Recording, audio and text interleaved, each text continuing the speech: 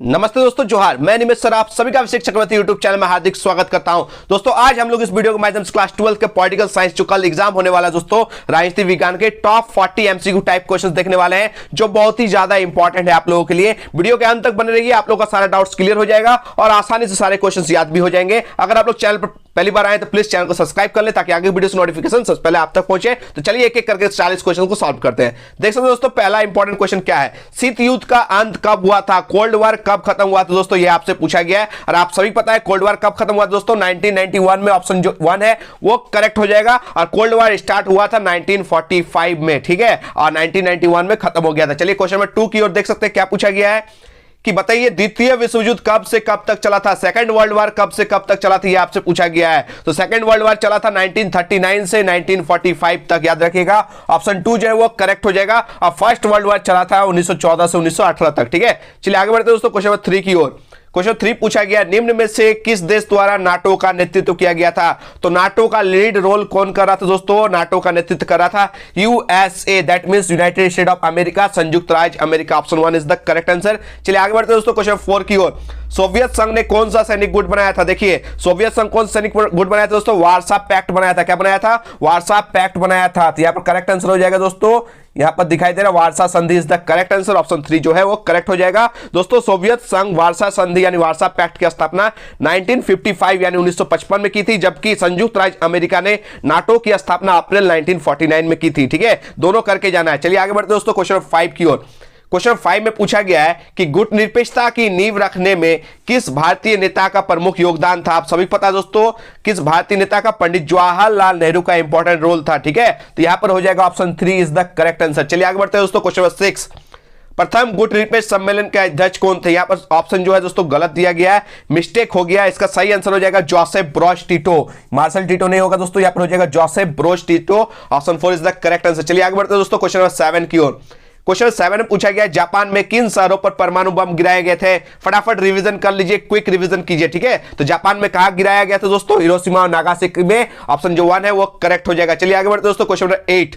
Soviet Samajwadi गणराज्य की स्थापना कब हुई थी। आप सभी पता है कब हुई थी दोस्तों, 1917 में हुई थी। ऑप्शन जो 1 है वो करेक्ट आंसर हो जाएगा, ठीक है। चलिए क्वेश्चन 9 की ओर बढ़ते हैं। क्वेश्चन 9 में क्या पूछा गया है कि सोवियत राजनीतिक प्रणाली किस विचारधारा पर आधारित थी। आप सबको पता है दोस्तों सोवियत राजनीतिक जो प्रणाली थी वो किस विचारधारा पर आधारित थी दोस्तों, वो थी समाजवादी पे ना। तो ऑप्शन जो 3 है वो करेक्ट हो जाएगा। जबकि पूंजीवादी विचारधारा से कौन आधारित था दोस्तों, संयुक्त राज्य अमेरिका, ये याद रखिएगा। चलिए आगे बढ़ते दोस्तों क्वेश्चन नंबर 10 की ओर। क्वेश्चन 10 बहुत इंपॉर्टेंट क्वेश्चन है कि शॉक थेरेपी, जानते हैं आप सभी इसका मीनिंग होता है आघात देकर उपचार करना, ठीक है। तो शॉक थेरेपी को कब अपनाया गया था, आप सभी को याद है 1990 में, ठीक है। आप लोग का आंसर आता है तो बढ़िया बात है, क्विक रिवीजन कर लीजिए और लास्ट में कमेंट बताइएगा इन 40 क्वेश्चंस में आपके कितने आते हैं, ठीक है। दोस्तों नेक्स्ट क्वेश्चन बढ़ते हैं क्वेश्चन 11। बहुत इंपॉर्टेंट क्वेश्चन है कि सोवियत संघ के विघटन के लिए कौन सोवियत नेता उत्तरदायी था। तो जो सोवियत संघ का अंतिम राष्ट्रपति था वही उत्तरदायी था, उन्हीं के ऊपर कलंक लगा था सोवियत संघ के पतन का, विघटन का। तो इसका करेक्ट आंसर हो जाएगा Mikhail Gorbachev is the correct answer. आप सभी पता है सोवियत संघ का अंतिम राष्ट्रपति यही थे। इन्होंने 2 मंत्र दिए थे, आप सभी पता है वो 2 मंत्र आप लोग कमेंट बॉक्स में जरूर बताइएगा,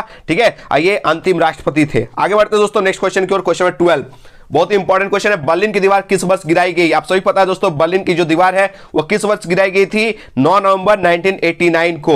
तो यहां पर 1989 कहां है दोस्तों, ऑप्शन जो 3 है वो करेक्ट आंसर हो जाएगा। याद रखिएगा बर्लिन की दीवार पूंजीवादी दुनिया और साम्यवादी दुनिया के बीच विभाजन का प्रतीक था। यह दीवार 1961 में खड़ी की गई थी और इसे पूर्वी जर्मनी की आम जनता ने 9 नवंबर 1989 को गिरा दिया था, तोड़ डाला था, ठीक है। और याद रखिएगा बर्लिन का जो दीवार है वो, बर्लिन का दीवार का गिरना भी शीत युद्ध की समाप्ति का भी प्रतीक माना जाता है, ठीक है। चलिए आगे बढ़ते दोस्तों क्वेश्चन 13 बहुत इंपॉर्टेंट क्वेश्चन है कि जर्मनी का एकीकरण कब हुआ था। जर्मनी का एकीकरण कब हुआ था दोस्तों, 1990 में हुआ था। ऑप्शन जो 2 है वो करेक्ट हो जाएगा। चलिए आगे बढ़ते क्वेश्चन 14 की ओर। बहुत इंपॉर्टेंट क्वेश्चन है, क्या है कि अमेरिका के वर्ल्ड ट्रेड सेंटर पर आतंकवादियों का हमला कब हुआ था। आप सही पता है 9/11 की घटना बताए थे दोस्तों सब्जेक्टिव टाइप में। तो इसका करेक्ट आंसर हो जाएगा 11 सितंबर। क्या हो जाएगा दोस्तों, 11 सितंबर 2001। ऑप्शन जो 1 है वो करेक्ट हो जाएगा दोस्तों। इस आतंकवादी घटना को 9/11 भी कहा जाता है। 9/11 का आतंकवादी हमला अमेरिका के न्यूयॉर्क स्थित वर्ल्ड ट्रेड सेंटर पर हुआ था। इस हमले में लगभग 3000 लोग मारे गए थे। अमेरिका में महीना को पहले लिखा जाता है और तिथि को बाद में लिखा जाता है, इसलिए इसको क्या कहा गया दोस्तों, 9/11 की घटना कहा गया, ठीक है। चलिए आगे बढ़ते हैं दोस्तों क्वेश्चन 15 की ओर। ऑपरेशन एंड्यूरिंग फ्रीडम निम्नलिखित में से किस देश द्वारा चलाया गया था? तो ऑपरेशन एंड्यूरिंग फ्रीडम किसके द्वारा चलाया गया था दोस्तों? यूएसए के द्वारा, यूनाइटेड स्टेट अमेरिका के द्वारा। ऑप्शन जो 2 है वो करेक्ट हो जाएगा। चलिए दोस्तों नेक्स्ट क्वेश्चन बढ़ते हैं। क्वेश्चन नंबर 16 बहुत इंपॉर्टेंट क्वेश्चन है। कुवैत को किस देश के अवैध चुंगल से मुक्त कराया गया था? आप सभी को पता है, इसका करेक्ट आंसर हो जाएगा option 1 is the correct answer, Iraq is the correct answer. चलिए आगे बढ़ते हैं। क्वेश्चन 17 खाड़ी युद्ध के समय इराक के राष्ट्रपति कौन थे दोस्तों? ये आपसे पूछा गया। तो सद्दाम हुसैन थे। कौन थे दोस्तों? Saddam Hussain is the correct answer, option 2 is the correct answer. चलिए आगे बढ़ते हैं क्वेश्चन नंबर 18 की ओर। किस अमेरिकी राष्ट्रपति ने नई विश्व व्यवस्था का चित्र प्रस्तुत किया था? ये मैंने सब्जेक्टिव टाइप में करवा दिया था दोस्तों। ऑप्शन जो 4 है वो करेक्ट हो जाएगा, George Bush is the correct answer. दोस्तों सोवियत संघ के पतन के बाद अमेरिका विश्व में अपने वर्चस्व को स्थापित करने के लिए मौका देख रहा था और इराक को पराजित करके अमेरिका इसमें सफल भी हुआ था। इस प्रकार सोवियत संघ के विघटन के बाद अमेरिका आज एकमात्र सुपर पावर है, आज एकमात्र महाशक्ति है। अमेरिकी राष्ट्रपति जॉर्ज बुश ने एकल ध्रुवीय विश्व में अमेरिकी वर्चस्व को नई विश्व व्यवस्था की संज्ञा दी थी, याद रखिएगा, ठीक है। चलिए आगे बढ़ते क्वेश्चन नंबर 19 की ओर। क्वेश्चन 19 देख सकते क्या पूछा गया? एक ध्रुवीयता की स्थिति किस देश की शक्ति का परिचायक है? मैंने बताया था दोस्तों, जब द्वितीय विश्व युद्ध समाप्त हुआ था 2 ध्रुव आया था, 2 ध्रुवीय व्यवस्था था।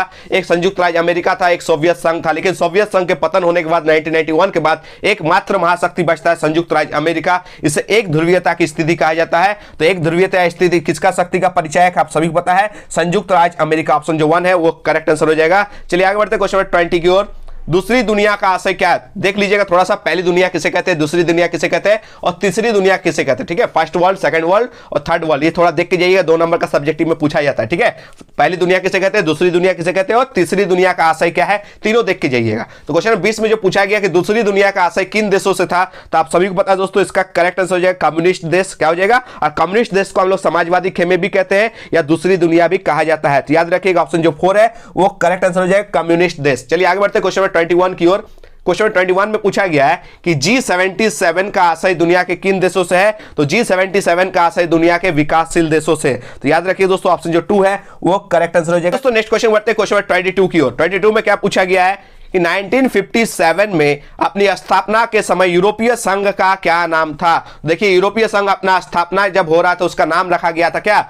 यूरोप का आर्थिक समुदाय। बाद में चलकर इसको कहा गया यूरोपीय संघ, ठीक है। तो यूरोपीय संघ का पहला नाम क्या था दोस्तों? यूरोप का आर्थिक समुदाय। ऑप्शन जो 1 है वो करेक्ट आंसर हो जाएगा। चलिए आगे बढ़ते दोस्तों नेक्स्ट क्वेश्चन की ओर। 23 नंबर क्वेश्चन में क्या पूछा गया? माओ किस देश का शासक था? तो माओ चाओ, चाउमीन, याद रखिएगा दोस्तों, चाओ माओ याद रखिएगा, यानी आप समझ गए मैं किस देश का बात कर रहा हूं, चीन का, ठीक है। एग्जाम में ये क्वेश्चन आता है, ठीक है। चलिए आगे बढ़ते क्वेश्चन 24 की ओर। चीन ने विदेश व्यापार हेतु खुले द्वार की नीति कब अपनाई थी? तो बहुत ही इंपॉर्टेंट क्वेश्चन है दोस्तों, खुले द्वार की नीति को कब अपनाया गया था? आप सभी को मैंने ये क्वेश्चन करवाया था दोस्तों, खुले द्वार की नीति को अपनाया गया था। Option number 4 is the correct answer, 1954, ठीक है, याद करके जाइएगा। चलिए आगे बढ़ते दोस्तों नेक्स्ट क्वेश्चन की ओर। भारत और चीन के बीच पंचशील समझौता कब हुआ? आज ही मैंने पंचशील को टोटल अच्छे से समझाकर सब्जेक्टिव टाइप क्वेश्चन में अच्छे से समझाया दोस्तों। पंचशील यानी 5 सिद्धांत, और 5 सिद्धांत भारत और चीन के बीच में हुआ था। उन 5 सिद्धांत को मैंने अच्छे से पॉइंट वाइज करके सब्जेक्टिव टाइप वीडियोस में अपलोड कर दिया है। प्लेलिस्ट में जाकर वीडियोस मिल जाएगा, सारा important 50 important objective MCQ questions को देखकर जाइएगा और 50 इंपॉर्टेंट 60 वाला जो क्वेश्चन है दोस्तों वो भी देखकर जाइएगा। ऑब्जेक्टिव सारे भिड़ जाएंगे और सब्जेक्टिव का भी वीडियोस अपलोड किया जा रहा है, एक अपलोड कर दिया गया, 2 अपलोड किया गया, आप लोग देख लीजिएगा, ठीक है। तो याद रखिएगा भारत और चीन के बीच पंचशील समझौता कब हुआ था? तो याद रखिएगा 1954 में हुआ था। ऑप्शन 4 जो है वो करेक्ट आंसर हो जाएगा। चलिए आगे बढ़ते दोस्तों क्वेश्चन 26 की ओर। कौन सा वर्ष भारत चीन मित्रता वर्ष के रूप में मनाया जाता है? तो 2006 जो है वो करेक्ट आंसर हो जाएगा। Option 4 is the correct answer. चलिए आगे बढ़ते दोस्तों क्वेश्चन 27 की ओर। 27 में क्या पूछा गया है? दक्षेस यानी सार्क के गठन के समय इसकी सदस्य संख्या कितनी थी? ये भी क्वेश्चन जो है दक्षेस से रिलेटेड भी सब्जेक्टिव टाइप वीडियो आज ही अपलोड हुआ दोस्तों, देख लीजिएगा। दक्षेस के जितने भी सिद्धांत थे उद्देश्य मैंने करा दिया, ठीक है। तो याद रखिएगा दोस्तों क्वेश्चन में क्या पूछा गया कि दक्षेस यानी सार्क के गठन के समय इसकी सदस्य संख्या कितनी थी? तो याद रखिएगा 7 देश थे। कब कितने देश थे दोस्तों? 7 देश। ऑप्शन जो 3 है वो करेक्ट हो जाएगा। क्या हो जाएगा? Option 3 is the correct answer. और दक्षेस की स्थापना कब हुई थी दोस्तों? 8 दिसंबर 1985 में हुई थी। ठीक है, संगठन के टाइम में कितने देश थे दोस्तों? 7 देश थे। ठीक है, लेकिन अभी वर्तमान में पूछे तो आप लोग कमेंट में बताइएगा क्या होगा इसका करेक्ट आंसर। चलिए आगे बढ़ते हैं दोस्तों नेक्स्ट क्वेश्चन की ओर। 28 में क्या पूछा गया? सार्क का 19वां सम्मेलन जो रद्द हो गया कहां होने वाला था? बहुत ही इंपॉर्टेंट क्वेश्चन है, थोड़ा सा हटके है, एग्जाम से हटके क्वेश्चन है। ठीक है, इसको करके जाना है। क्या है? सार्क का 19वां सम्मेलन जो रद्द हो गया था वो कहां होने वाला था दोस्तों? इसका करेक्ट आंसर हो जाएगा ऑप्शन 3 इस्लामाबाद। क्या हो जाएगा दोस्तों इसका correct answer? Islamabad is the correct answer. चलिए आगे बढ़ते हैं। 29 दक्षिण एशिया का सबसे बड़ा देश कौन सा है? तो दक्षिण एशिया का सबसे बड़ा देश कौन सा है दोस्तों? भारत दक्षिण एशिया का सबसे बड़ा देश है। भारत भौगोलिक दृष्टि से विश्व का 7वां सबसे बड़ा देश है, याद रखिएगा। जबकि जनसंख्या की दृष्टि से चीन के बाद ये दूसरा नंबर में आता है। अगर जनसंख्या की दृष्टि से पूछे तो भारत सेकंड में आता है। ठीक है, और ये याद रखिएगा दक्षिण एशिया का सबसे बड़ा देश का नाम कौन सा है? भारत हो जाएगा। ऑप्शन 2 जो है वो करेक्ट हो जाएगा। चलिए आगे बढ़ते हैं क्वेश्चन 30 की ओर।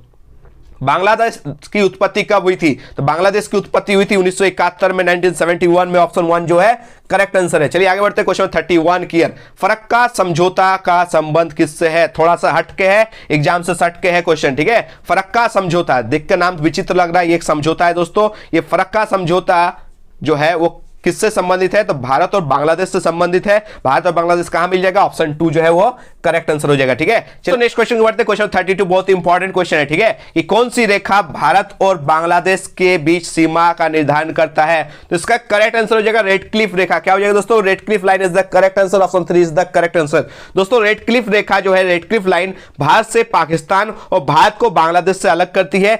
इसे सर साइरल रेडक्लिफ ने साल 1947 में निर्धारित किया था। इसका निर्माण मूलतः भारत और पाकिस्तान को अलग करने के लिए किया गया था, लेकिन बाद में 1971 में यानी 1971 में बांग्लादेश के निर्माण के बाद यह भारत और बांग्लादेश के बीच का भी सीमा रेखा बन गया है। ठीक है, आप लोग बताइएगा डुरंड लाइन किसके किसके बीच का सीमा रेखा है और मैकमोहन लाइन किसके किसके बीच का सीमा रेखा है? आप लोग कमेंट में जरूर बताइएगा। चलिए नेक्स्ट क्वेश्चन बढ़ते हैं। क्वेश्चन 33 बहुत ही इंपॉर्टेंट क्वेश्चन है दोस्तों। क्या है देख सकते हैं, परमाणु अप्रसार संधि कब हुई थी? तो इसका करेक्ट आंसर हो जाएगा दोस्तों ऑप्शन जो 1 है 1968 इज द करेक्ट आंसर। चलिए आगे बढ़ते हैं क्वेश्चन 34 की ओर। क्वेश्चन 34 में पूछा गया है कि 1945 में संयुक्त राष्ट्र संघ की जब स्थापना हुई थी तो उस समय उसका मौलिक सदस्य कौन था? आप सभी पता है दोस्तों, इसका करेक्ट आंसर क्या हो जाएगा? Bharat is the correct answer. Option 4 is the correct answer. चलिए आगे बढ़ते हैं क्वेश्चन 35 की ओर।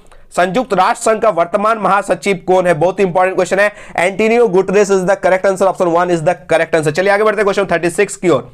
क्वेश्चन 36 में पूछा गया है कि किसकी सिफारिश पर संयुक्त राष्ट्र संघ की महासभा महासचिव की नियुक्ति करता है? ये बहुत ही इंपॉर्टेंट क्वेश्चन। इसका करेक्ट आंसर है दोस्तों ऑप्शन 1 सुरक्षा परिषद। क्या हो जाएगा दोस्तों? सुरक्षा परिषद इज द करेक्ट आंसर। इस पर रिलेटेड आज सब्जेक्टिव टाइप क्वेश्चन दिया गया है जो बहुत ही इंपॉर्टेंट क्वेश्चन है, देख लीजिएगा अगर आप लोग सब्जेक्टिव नहीं देखें। क्वेश्चन 37 जो पूछा गया दोस्तों बहुत इंपॉर्टेंट क्वेश्चन है कि सुरक्षा परिषद में, सिक्योरिटी काउंसिल में कितने परमानेंट मेंबर्स होते हैं, कितने अस्थायी सदस्य होते हैं? तो आप सभी पता है 5 अस्थायी सदस्य होते हैं और 10 गो जो है वो अस्थायी यानी नॉन परमानेंट होते हैं। ठीक है, याद करके जाइएगा। चलिए आगे बढ़ते क्वेश्चन 38 जो बहुत इंपॉर्टेंट क्वेश्चन है। इससे भी सब्जेक्टिव टाइप क्वेश्चन दे दिया हूं दोस्तों, कल ही दिया है कि हमें एमनेस्टी इंटरनेशनल क्या है वो हम दे दिए, सब्जेक्टिव देख लीजिएगा। तो एमनेस्टी इंटरनेशनल का मुख्यालय कहां है ये आपसे पूछा गया। ठीक है, तो एमनेस्टी इंटरनेशनल का मुख्यालय कहां है दोस्तों? तो आप सभी पता है इसका करेक्ट आंसर क्या हो जाएगा? इसका करेक्ट आंसर हो जाएगा लंदन। क्या है दोस्तों? London. Option 3 is the correct answer. ठीक है, तो एमनेस्टी इंटरनेशनल किससे रिलेटेड है, किससे संबंध है, आप लोग कमेंट में जरूर बताइएगा। चलिए आगे बढ़ते क्वेश्चन 39 की ओर। भूमंडलीकरण किस विचारधारा पर टिका है? तो भूमंडलीकरण उदारवाद। ठीक है, याद रखिएगा उदारवाद से रिलेटेड है। उदारवाद भूमंडलीकरण एक टाइप का है। ठीक है, याद करके जाइएगा।